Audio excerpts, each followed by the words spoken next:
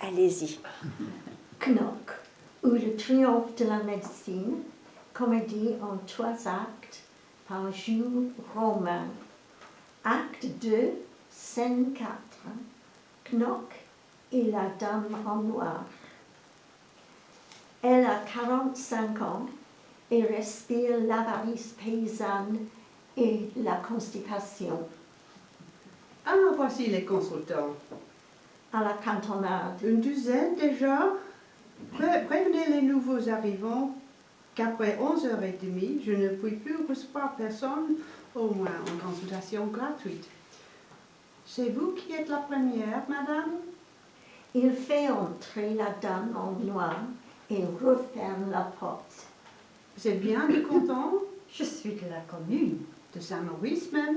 J'habite la grande ferme qui est sur la rue de Luchère. Et vous appartient? Oui, à mon mari et à moi. Si vous l'exploitez vous-même, vous devez avoir beaucoup de travail. Oh, pensez, monsieur, 18 vaches, 2 bœufs, 2 taureaux, la jument et le poulain, 6 chèvres, une bonne douzaine de cochons, sans compter la basse-cour. Diable, vous n'avez pas de domestique? Dame, si, 3 valets, une servante et le journalier dans la belle saison. Je vous plains. Il ne doit guère vous rester de temps pour vous soigner. Ah non, Et pourtant vous souffrez. oh, c'est pas le mot. J'ai plutôt de la fatigue. Oui, vous appelez ça de la fatigue. Il s'approche d'elle. Tirez la langue. Vous ne devez pas avoir beaucoup d'appétit. Non, Vous êtes constipé? assez. Knock, il l'ausculte. Baisez la tête. Respirez. Toussez. Vous n'êtes jamais tombé d'une échelle étant petite? Je ne me souviens pas. Knock, il lui palpe et lui percute le dos, lui presque brusquement les reins. Vous n'avez jamais mal ici le soir en vous couchant? Une espèce de courbature? Oui, des fois. Knock, il continue de l'ausculter. Essayez de vous rappeler. Ça devait être une grande échelle. Ça se peut bien. C'était une échelle d'environ 3,50 m posée contre le mur. Vous êtes tombé à la renverse. C'est la fesse gauche, heureusement, qui a porté. Ah oui. Vous avez déjà consulté le docteur Papelet? Non, jamais. Pourquoi? Il ne donnait pas des consultations gratuites. Vous vous rendez compte de votre état? Non. Knock, il s'assied en face d'elle. Tant mieux. Vous avez envie de guérir ou vous n'avez pas envie? J'ai envie.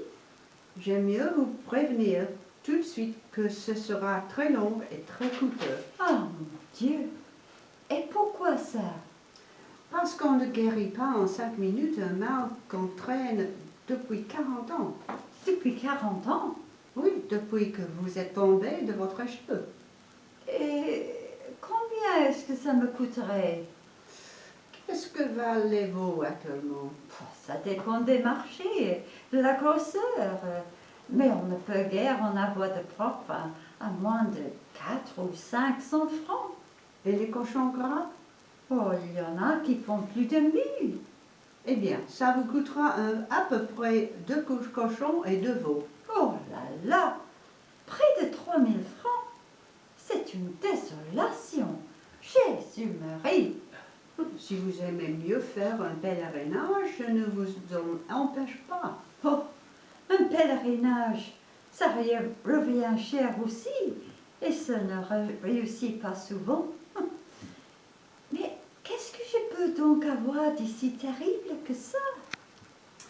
Je vais vous l'expliquer en 1 minute, un tableau noir. Il va au tableau et commence un croquis. Voici votre moelle épinière en coupe, très schématiquement, n'est-ce pas? Vous reconnaissez ici votre faisceau de Turc et ici votre colonne de Clark. Vous me suivez? Eh bien, Quand vous êtes tombé de l'échelle, votre tourque et votre claque ont glissé en sens inverse de quelques dixièmes de millimètre. Vous me direz que c'est très peu, évidemment, mais c'est très mal placé. Et puis vous avez ici un tiraillement continu qui s'exerce sur les multipolaires. Il s'essuie les doigts. Mon Dieu! Mon Dieu! Remarquez que vous ne mourrez pas du jour au lendemain. Vous pouvez attendre. Oh là là! J'ai bien eu du malheur de tomber de cette échelle. Je me demande même s'il ne vaut mieux laisser les choses comme elles sont. L'argent est si dur à gagner. Tandis que les années de vieillesse, on en a toujours bien laissé. Pour le plaisir qu'elles donnent. Et en faisant ça plus grossièrement, vous ne pourriez pas me guérir à moins cher, à condition que ce soit bien fait tout de même. Ce que je puis vous proposer, c'est de vous mettre en observation. Ça ne vous coûtera presque rien. Au bout de quelques jours, je vous rendrai compte par vous-même de la tournure que prendra le mal. Et vous vous déciderez. Oui, c'est ça. Bien. Vous allez rentrer chez vous. Vous êtes venu en voiture? Oh non, à pied. Knock tandis qu'il rédige l'ordonnance assis à sa table. Il faudra tâcher de trouver une voiture. Vous vous coucherez en arrivant, une chambre où vous serez seul autant que possible.